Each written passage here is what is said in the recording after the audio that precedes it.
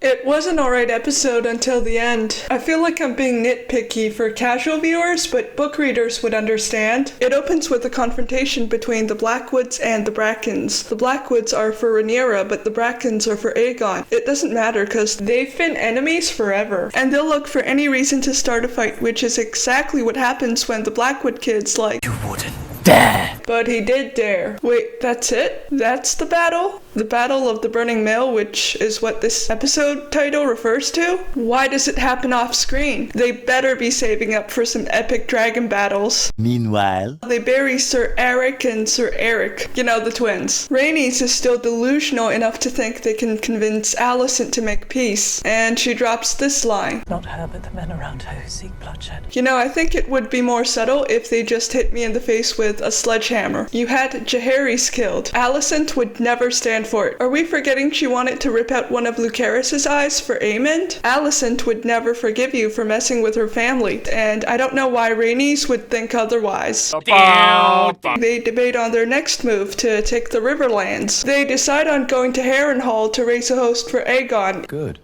I'll come too with Sunfire. And I won't say no to more of him, cause Sunfire is supposed to be the most beautiful dragon the Targaryens ever had, but Sir Criston said it was a stealth mission, so no dragons. On Dragonstone, Mysaria asks to be the new Master of Whispers, and even Rhaenyra notices this flip-flopping. Mysaria says it's cause Rhaenyra let her go back to Pentos, when she could have punished her for helping the Greens last season. Meanwhile, I'm thinking it's cause you helped the Greens when you were supposed to be loyal to Daemon, and Rhaenyra didn't want someone who could betray her again anywhere near her, and she didn't want to get her hands dirty after blood and cheese. I put more thought into that than I should have. Mysaria asks about Sea Smoke. Rhaenyra says he's been restless, and Mysaria thinks maybe he's lonely. Maybe he knows his rider Laenor's still out there? They still haven't shown me how they're gonna make Adam claim Sea Smoke. Rhaenyra sends Joffrey, Aegon, and Viserys into Pentos, or the Vale, with Rhaena, and Rhaena's upset because she thinks this is because she doesn't have a dragon. Not yet, Rhaena. Not yet. You will get Mourning, this pink dragon that actually survives the dance. I hope they include her because Rhaena deserves a dragon. Daemon flies to Harrenhal, and he gets Simon Strong to side with Rhaenyra, even though how Strong technically backed the Greens. And at Harrenhal, Daemon gets a vision from a weirwood tree, which has some interesting implications. Does that mean Daemon can have green dreams? I thought you needed the blood of the first men for that. And this random woman, I think that's Alice Rivers, she says that Daemon will die here. She's not wrong. If we go with the books, then him and Aemond and their dragons die at the same time during the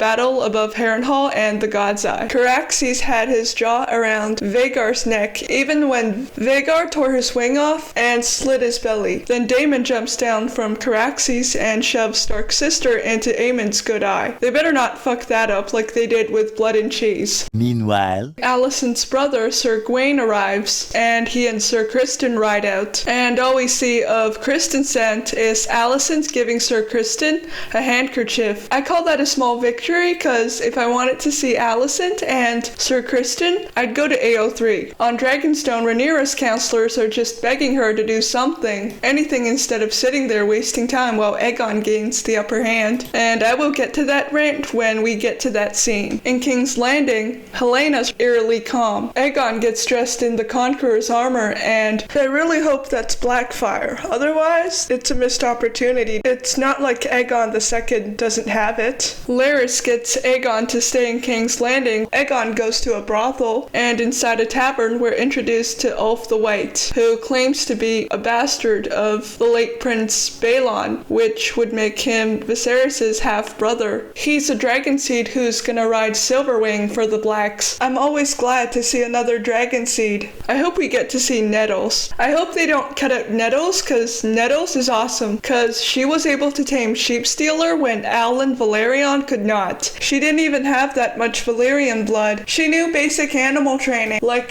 giving a dragon food will make it trust you. In the Riverlands, Baela sees Sir Criston, Sir Gawain, and all their guys in an open field. So they flee into the forest, and Baela loses lose the sight of them. And even if she didn't, she would not have been able to torch them because Rhaenyra said not to. On Dragonstone at this point, Rhaenyra's advisors are begging her to stop wasting precious time, and she just says she'll consider it. She even throws out this excuse.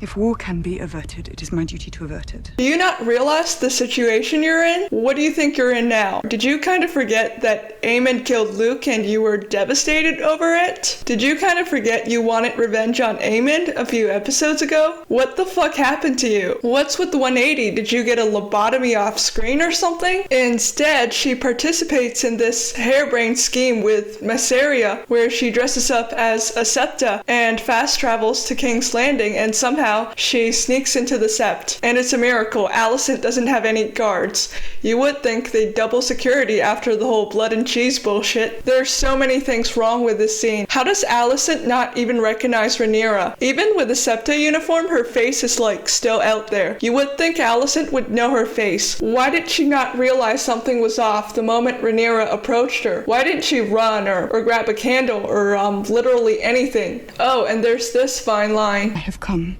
to see if we may uncover some path towards peace. Do you really believe Alicent would just let bygones be bygones when your side killed the Green's future heir? Even if somehow Alicent stands down, do you think Otto or Aegon would do the same? You're so dumb. You are really dumb.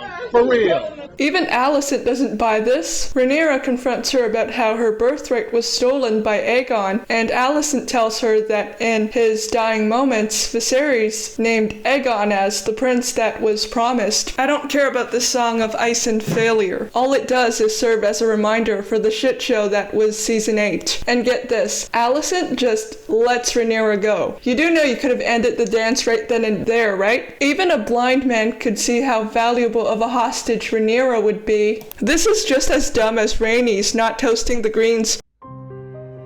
When I was younger and more naive, I would just assume that the later episodes would be better. You know, the closer we get to the season finale, the better the episodes would get. I've been burned by Game of Thrones before, so I will not make that assumption again. This episode gave me flashbacks to season 8, and, okay, not season 8, season 5, when the decline was starting, but there were still some good moments. We're not even at episode 4, so it's too early still to tell if this season's still salvageable, but I am losing hope.